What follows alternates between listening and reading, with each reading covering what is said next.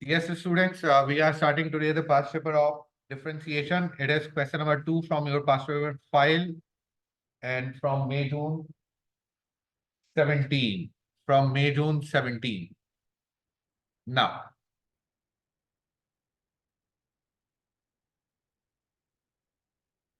question number 2.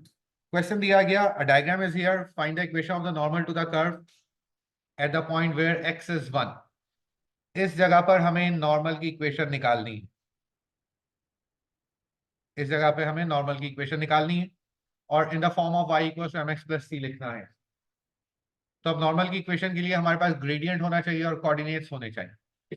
तो जनाब, अगर हम इस पॉइंट के कोऑर्डिनेट्स निकालना चाहें, अगर हम इस पॉइंट के कोऑर्डिनेट्स निकालना चाहें तो x आपको गिवन है. x को अगर मैं क्वेश्चन में रखूंगा तो y की वैल्यू आ जाएगी क्या? y equal to 4/5 minus 3 and 5 minus 3 is 2. तो y की वैल्यू क्या आ गई? 2 आ गई. तो ये कोऑर्डिनेट्स क्या मिले हमें? कोऑर्डिनेट्स मिले जनाब 1,2. ऐसा ही चले आज. अब ग्रेडियंट के लिए y equal to 4, 5 minus 3x -1. इसको डिफरेंशिएट करेंगे तो y dash will be -4. Power नीचे आई, पावर में से 1 माइनस और बेस का डेरिवेटिव साथ में -3. So it will B 12/5 minus 3x whole square. Therefore, the gradient of tangent will be, when x is 1, 5 minus 3, 2, 2 square is 4, 4 3s are 12. So gradient of normal will be -1/3. Base का derivative. Now, by using y minus y1 equals to m x minus x1. So y minus y1 is 2. Gradient is -1/3. X minus x1 is 1. So it will be 3y minus 6 equals to minus x plus 1. So 3y equals to minus x plus 7. This is the equation of tangent. We have to write in the form of y equals to mx plus c. So it will be -1/3x plus 7/3. ये आ गया in the form of y equals to mx plus c. Second part is the part of integration, so we are not doing that. What we have in question number 3, a curve. It is from May, June 17. A curve has equation this. Find the equation of the tangent to the curve at the point where the curve crosses x-axis. Where the curve crosses x-axis. Curve जहां x-axis को cross कर रहा है, इस जगह पे coordinate y के क्या हो जाएंगे? 0. और x क्या हो जाएगा? अगर मैं y को 0 रखता हूं और x कैलकुलेट करता हूं तो it will be 0 equals to 3 plus 12/2 minus x. So -3 equals to 12/2 minus x, and 2 minus x equals to 12/3. So 2 minus x equals to, it will be -4 and x equals to 6. तो coordinates क्या आ गए? 6,0. 6,0. Any confusion? Now differentiate करेंगे आप. y equals to 3 plus 12, 2 minus x whole power -1.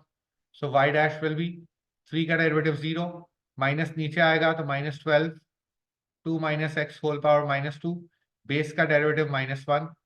So the final answer will be 12/2 minus x का whole square. Now the gradient of tangent will be, when x is 6, 2 minus 6 is -4 का square is 16, and 12/16 will be 4 3s are 12 and 4 4s are 16. आ रही है बात समझ में? कोई confusion? No. Gradient of tangent. So equation of tangent will be y minus y1 equals to m x minus x1. x1 is 6. 4 cross multiply, 4y equals to 3x minus 18. Any confusion? Clear? Now, in the second part, question is, a point moves along a curve in such a way that x coordinate is increasing at a constant rate. At a constant rate. X coordinate का rate, क्या मतलब dx over dt with respect to time जो होगा वो rate होगा। ठीक है, यही चीज आप लोगों को आज बतानी। सही है, विद रिस्पेक्ट टू टाइम जब लिखा जाएगा तो वो रेट के साथ लिखा जाएगा। क्या कहा गया, एक्स कोऑर्डिनेट का रेट क्या दिया गया है, 0.04। कोई कंफ्यूजन, क्लियर है? आगे, find the rate of y. हमें रेट ऑफ वाई कैलकुलेट करना है, dy ओवर dt, ये हमें कैलकुलेट करना है। ठीक है, कब कैलकुलेट करना है, व्हेन एक्स इज 4। अब सुनिएगा, जब भी रेट का क्वेश्चन आएगा चेन रूल बनाया जाएगा। ठीक हो गया, चेन रूल क्या है, क्या मैं इसको ऐसे लिख सकता हूं, dy over 1 into 1 over dt, break करके लिख दिया। और 1 की जगह पर जो तीसरा एलिमेंट क्वेश्चन में घूम रहा है वो लिख दें, dy आ गया, dt आ गया, क्या रह गया, dx रह गया। क्या रह गया, dx, वो यहां पर लिख दिया। लिख सकते हैं, कैंसिल हो गया, इक्वेशन बैलेंस है। सही है, अब सुनिएगा, do we have the value of dy over dx? Yes, we have the value of dy over dx which is 3/4।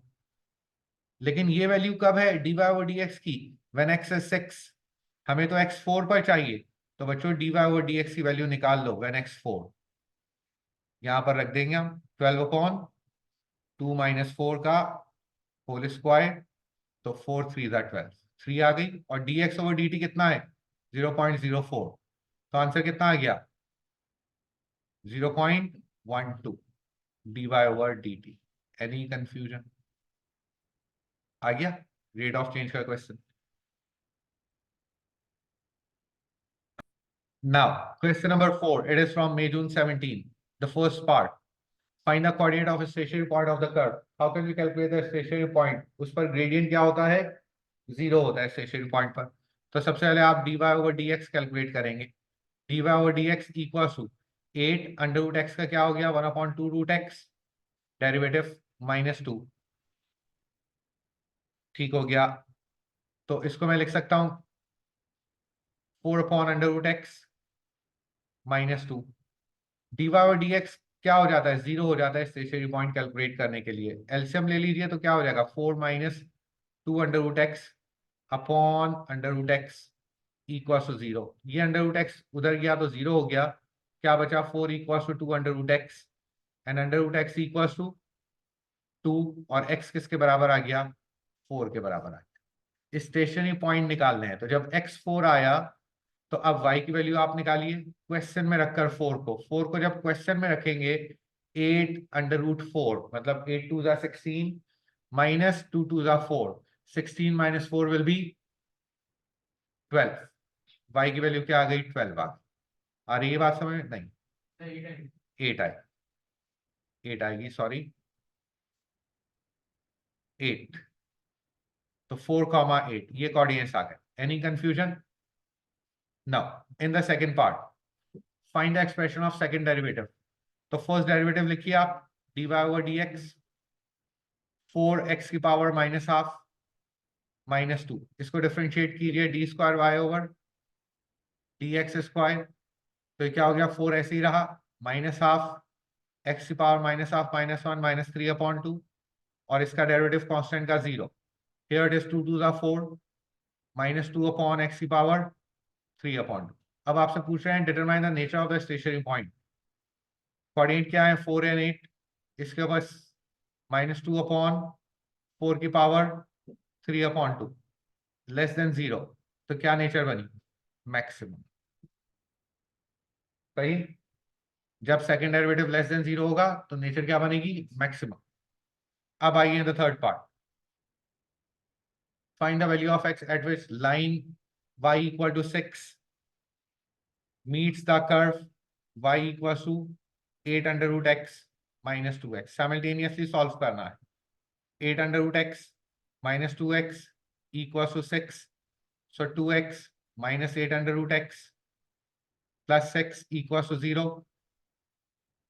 इसको क्वाड्रेटिक इक्वेशन कंसीडर करते हुए x की दो वैल्यूज निकालें, 3 and 1, तो ये बेसिकली x की नहीं अंडर रूट एक्स की वैल्यूज आई, एक आई 3 और एक आई 1, तो यहां से x क्या हो गया 9 और यहां से x क्या हो गया 1. These are the two values.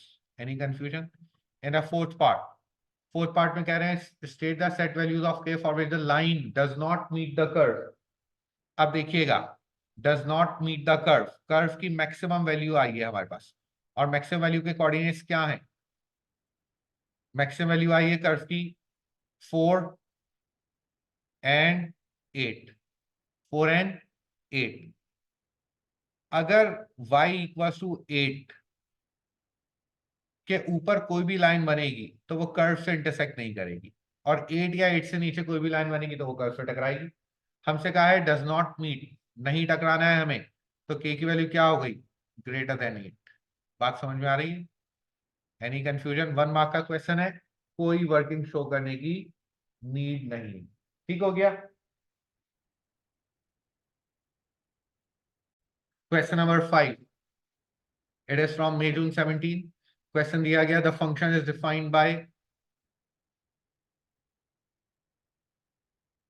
Okay, question number 5 अभी हम नहीं कर पाएंगे इसको क्योंकि we are doing the past paper of differentiation and it's a question including integration, so we are not doing that now. Students, question number 7, a diagram is here.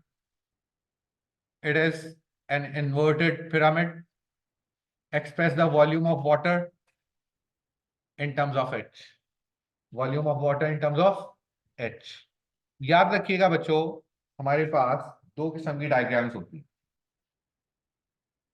दो किस्म की शेप्स होती हैं, एक रेगुलर शेप और एक irregular shape. What is the difference between regular shape and irregular shape? Regular और irregular shape में क्या डिफरेंस होता है? अगर फॉर एग्जांपल हमारे पास ये एक बॉक्स है,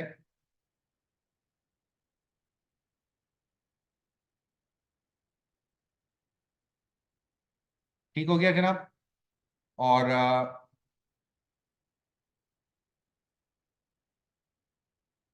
here is a box जनाब. इसकी अगर मैं इसकी ये वाली वॉल को पुल करके इस साइड पर लेकर जाऊं तो ये इस वॉल पर आकर पेस्ट हो जाए.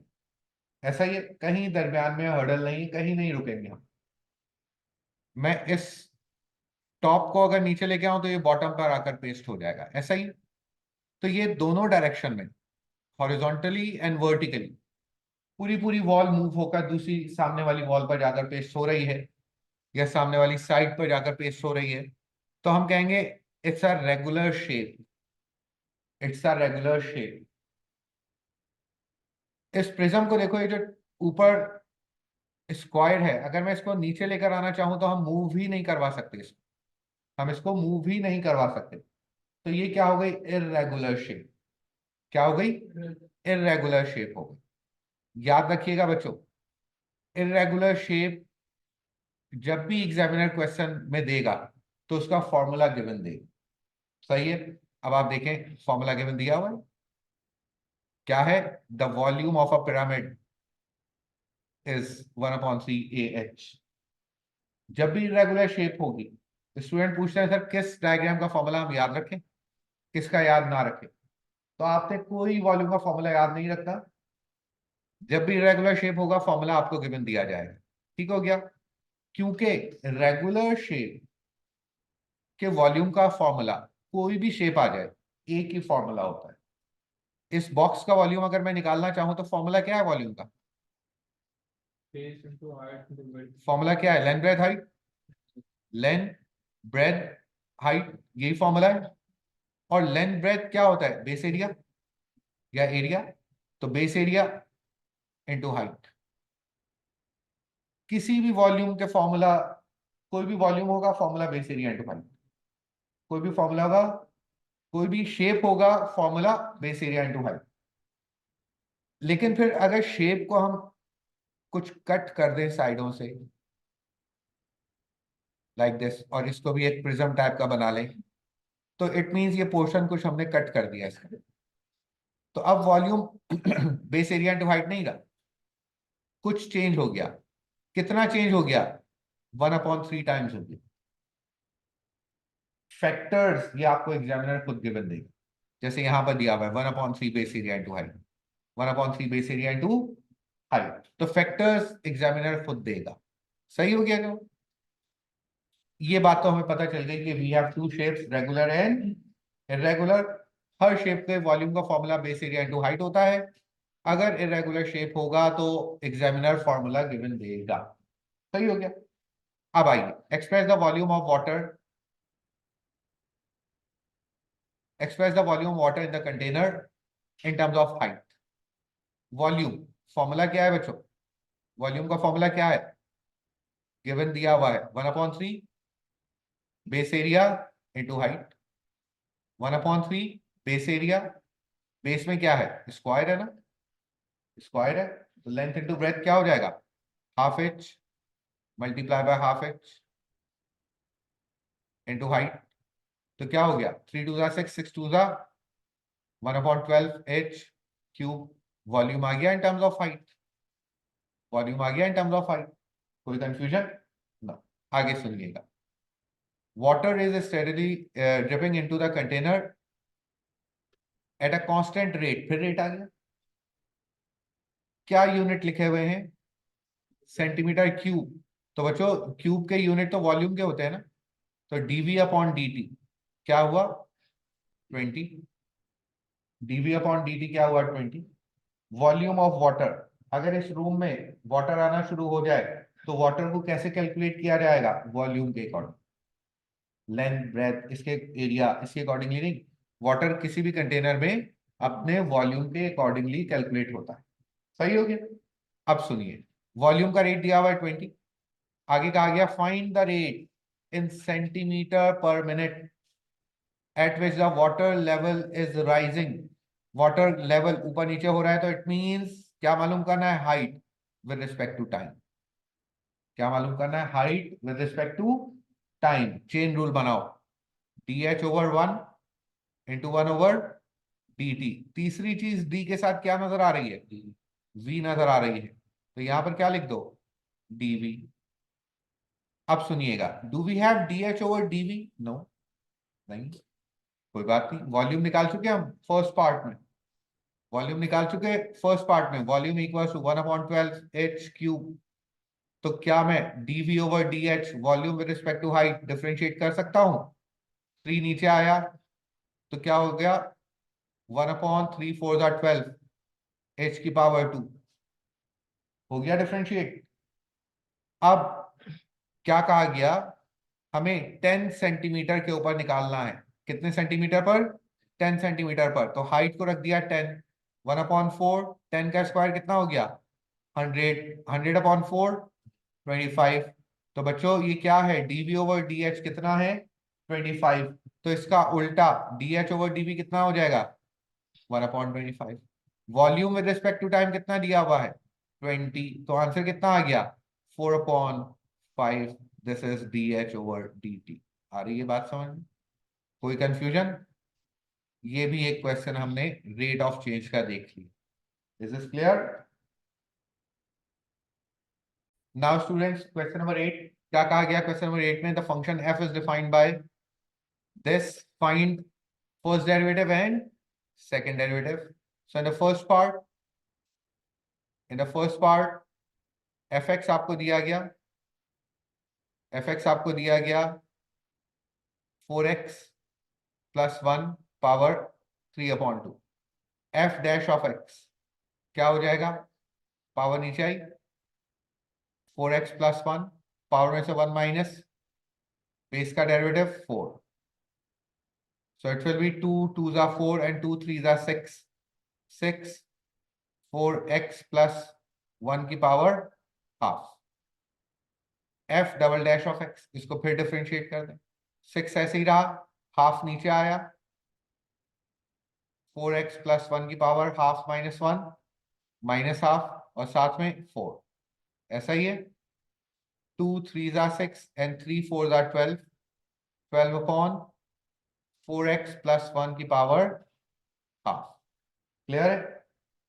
आगे सुनिए, In the second part, the first, second, third term of geometric progression, f of 2,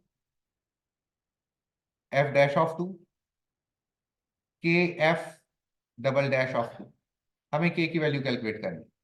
अब आप देखें फंक्शन में 2 रखो, क्या आंसर आ रहा है? फंक्शन अगर मैं 2 रखता हूं तो 4 2 जा 8, 8 + 1 9 और 27, अगर 2 रखते हैं तो 27। f डैश ऑफ x, इसमें अगर x की जगह मैं रखता हूं क्या 2, तो 4 2 जा 8, 8 + 1 9, 9 की पावर हाफ 3, 6 3 जा 18, और डबल डैश में रखता हूं जब 2, तो 4 2 जा 8, 8 + 1 9, 9 की पावर हाफ 3, 3 4 जा 12, 4। कह रहे हैं ये सब किसमें है? ज्योमेट्रिक प्रोग्रेशन में है। ये सब किसमें है? ज्योमेट्रिक प्रोग्रेशन में है। तो ज्योमेट्रिक प्रोग्रेशन में हमें मालूम है 18/27 must be equal to 4k/18. So 4k equals to 18 multiplied by 18/27. So what is the value of k? The value of k is 3. बात आ रही है समझ में? 5 मार्क का एक क्वेश्चन आपको दिया गया and it's not a difficult question. जनाब, question number 10, it is from February March 16. A vacuum flask is modeled as closed cylinder. ठीक हो गया? Now, a vacuum flask is a closed cylinder. Yes, a vacuum flask is a closed cylinder. कैसा है? हाँ? Thank you. जज़ाकल्लाह. Okay, is modeled as closed cylinder with internal radius r. Internal radius इसका आपको क्या दिया गया है? r. And the height is h. The volume of flask is 1000. इसका वॉल्यूम आपको दिया गया 1000. A flask is most efficient when the total internal surface area is minimum. जब इंटरनल सरफेस एरिया मिनिमम होगा तो फ्लास्क मोस्ट एफिशिएंट होगा. ठीक हो गया? Show that area, surface area equals to this. Surface area हमें प्रूफ करना है. तो अब आप देखिए surface area of the cylinder. कोई बता सकता है surface area of the cylinder कैसे होता है? ऊपर सर्किल, नीचे एक सर्किल. सही है? तो क्या हो जाएगा? 2 πr². दो तो सर्किल आ गए और circumference को 8 से मल्टीप्लाई कर दो और 2 πrh प्लस 2 πrh. ये क्या होता है बच्चों? 2 πrh curved surface area. 2 πrh क्या होता है? Curved surface area. जनाब, हमें एरिया लिखना है in terms of pi and r only. यहां पर h आ गया, कोई बात नहीं, कोई बात नहीं, h आ गया अगर. तो अब हम वॉल्यूम हमें गिवन दिया गया. वॉल्यूम कितना है? 1000. और वॉल्यूम ऑफ सिलेंडर, क्या ये रेगुलर शेप है? जी बिल्कुल रेगुलर शेप है, क्योंकि अगर ऊपर का सर्किल मैं नीचे वाले सर्किल पर टच करना चाहूं तो वो आकर पेस्ट हो जाएगा. तो इट्स रेगुलर शेप. तो वॉल्यूम का फॉर्मूला क्या हुआ? Base area. और बेस एरिया क्या है? बेस एरिया क्या है? πr² into height. ये वॉल्यूम हो गया इक्वल टू 1000. हम हाइट को कैलकुलेट कर रहे हैं 1000/πr². अब आइए हाइट की जगह पर यहां लिखते हैं 2πr² प्लस 2πr. हाइट की जगह पर अगर हम लिखें 1000/πr², cancel out. 1000 multiply by, अरे जनून का टेबल आ गया, 1000 मल्टीप्लाई बाय 2. माशाल्लाह, 2000 विदाउट कैलकुलेटर. देखें इन्होंने काम किया है. 2000 ओवर आर. Second part. अब कह रहे हैं कि given that r can vary, find the value of r. Find the value of r. Radius की वैल्यू कैलकुलेट करनी है correct to one decimal place for which area has stationary value. Area की वैल्यू क्या हो? और स्टेशनरी वैल्यू कैलकुलेट करते हैं कैसे? डिफरेंशिएट करते हैं, इक्वेट करते हैं 0 से, फाइंड कर लेते हैं x की वैल्यू जो भी होता है वेरिएबल. सही है? तो हम एरिया में इसमें बच्चों 2 तो कांस्टेंट है, पाई भी कांस्टेंट है, रेडियस कम या ज्यादा हो रहा है फ्लास्क, ठीक है। तो अब हम क्या करेंगे, हम इसको एरिया को डिफरेंशिएट करेंगे, एरिया को डिफरेंशिएट करेंगे with respect to r, area को डिफरेंशिएट करेंगे विद रिस्पेक्ट टू आर। तो डी ओवर डी आर, क्योंकि जो वेरिएबल होता है जो कम ज्यादा हो रहा होता है उसके रिस्पेक्ट से डिफरेंशिएशन होती है। ये किया डिफरेंशिएट तो क्या हो गया, 4 पाई आर माइनस 2000 आर की पावर -2 मतलब आर स्क्वायर। आपसे कहा गया नहीं, तो वो तो जैसे डिफरेंशिएशन आर की रिस्पेक्ट से एक मिनट, 2x² सही है, तो इसको डिफरेंशिएट करूं तो 2 ऐसे ही रहेगा ना, और 2x, आंसर क्या हो गया 4x। तो ये 2 हटता तो नहीं है, साइड में चलता रहता है, कोफिशिएंट है ये तो। अगर कांस्टेंट अलग से हो, बिल्कुल अगर अलग से लिखा हुआ होता है यहाँ पर, अगर अलग से लिखा हुआ होता है यहाँ पर पाए, तो डिफरेंशिएशन से हट जाता, 0 हो जाता, लेकिन वो तो कोफिशिएंट में है तो इस वजह से वो साथ चलेगा, सही। स्टेशनरी वैल्यू कैसे कैलकुलेट करते हैं, डी ओवर फर्स्ट डेरिवेटिव को क्या करते हैं, 0 से इक्वेट, तो 4 pi r minus 2000 upon r square equals to 0, 4 pi r equals to 2000 upon r square cross multiply r cube equals to 2000 upon 4 pi. Answer बताइएगा आर का कैसे आंसर होगा, इसको सॉल्व करेंगे और फिर क्यूब रूट ले लेंगे।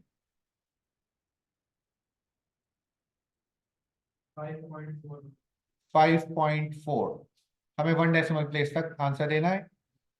आपसे कह रहे हैं given that r can vary, find the value of r correct to 1 decimal place for which area has a stationary value and verify that the flask is most efficient when r takes this value। Flask most efficient कब होता है ये बता चुके हैं, minimum के ऊपर। कब होता है, मिनिमम के ऊपर। स्टेशनरी वैल्यूज दो होती है ना, एक मैक्सिमम और एक मिनिमम, तो मिनिमम वैल्यू के ऊपर फ्लास्क मोस्ट एफिशिएंट होगा। तो हम क्या करेंगे, कैसे कैलकुलेट करते हैं, नेचर सेकंड डेरिवेटिव कैलकुलेट करना पड़ेगा। फर्स्ट डेरिवेटिव ये है, फर्स्ट डेरिवेटिव क्या है बच्चों, d over d r equal to 4 pi r minus 2000 r की पावर -2। इसको second derivative d square a over d r square क्या आ जाएगा, 4 पाई, ये नीचे आएगा तो प्लस 4000 आर की पावर -2 -1 -3 मतलब आर की पावर 3। अब अगर आर को इसमें मैं रखूंगा 5.4 तो पॉजिटिव वैल्यू ही तो जनरेट हो, नेगेटिव तो जनरेट हो नहीं सकता क्योंकि सब ऐड हो रहे हैं। जब पॉजिटिव वैल्यू है तो क्या हुआ, नेचर मिनिमम, और यही तो हमें प्रूफ करना था कि मिनिमम नेचर आएगी इस आर के ऊपर। बात आ रही है समझ में, कोई confusion. Now question number 3, oh sorry question number 11, क्या कहा गया, a farmer divides a rectangular piece of land into 8 equal size rectangular sheep pens as shown in the diagram। each sheep pen measure x by y, एक को major किया जा रहा है x by y। Show that the total area of land is this, total area of land is this. तो अब आप देखिए the first part, total area क्या हो जाएगा बच्चों, x कितने हैं हमारे पास, 1 2 3 4, कितना हो गया 4x मल्टीप्लाई बाय y कितने हैं 2y, तो टोटल एरिया कितना आ गया 8xy। लेकिन हमें तो area in terms of x देना है। अब क्या करें जनाब, y को एलिमिनेट करना होगा। y को एलिमिनेट करने के लिए इसने पेरीमीटर दिया हुआ है फेंस का कितना 480, और पेरीमीटर बेसिकली क्या है 1 2 3 4 5 6 7 8 9 10 11 12, 12x एग्जैक्टली, क्योंकि पेरीमीटर है ना वो लगा रहा है फेंस। नहीं एक्चुअली क्या है कि ये पेरीमीटर होता क्या है, जो भी सरफेस एयर के साथ टच करे वो पेरीमीटर कहलाएगा। ठीक हो गया। तो ये तो फेंस बना रहा है ना, फेंसेस, ये तो हम हमें टॉप से दिखा रहे हैं, प्लान दिखा रहे हैं, तो वो चीज तो उसको पूरी लगानी पड़ेगी ना दरमियान में भी। तो ये चीज भी pick, it is not a close thing, open है, गार्डन में वो बना रहा है ये इस टाइप की चीज, तो सभी चीजें आएंगी। तो 12x वाई कितने हैं बच्चों? 1 2 3 4 5 6 7 8 9 10 प्लस 10y किसके इक्वल है? 480। तो y किसके इक्वल हो गया? 480 माइनस 12x डिवाइडेड बाय 10। तो y किसके इक्वल हो गया? 48 माइनस 1.2x। तो जनाब अब यहां पर मैं लिख रहा हूं 8x, y की जगह पर 48 माइनस 1.2x। तो 8 multiply bye 48 will be 384x, और 8 multiply by 1.2 will be 9.6 x squared. This we have to prove. आ रही है बात समझ में? कोई कंफ्यूजन जरूर साहब? Second part. अब सेकेंड पार्ट फिर वही स्टेशनरी पॉइंट और ये वो सब चीजें आएंगी। क्या कहा गया? Given that x and y can vary, find the dimension of each sheep pen for which the value of area is maximum। हमें क्या करना है?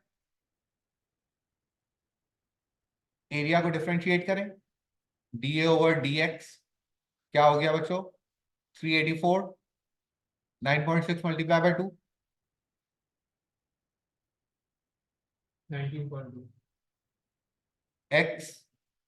अब आप देखें स्टेशनरी मैक्सिमम या मिनिमम वैल्यू क्या होती है? स्टेशनरी पॉइंट की वैल्यू होती है, और स्टेशनरी पॉइंट पे डेरिवेटिव क्या हो जाता है? 0। तो x इसके बराबर हो गया 384 अपॉन 19.2। बताइए जरा। 20। 20। x की वैल्यू क्या आ गई? 20। अगर x की वैल्यू 20 है तो y की वैल्यू क्या हो जाएगी? 48 माइनस 1.2 टाइम्स 20।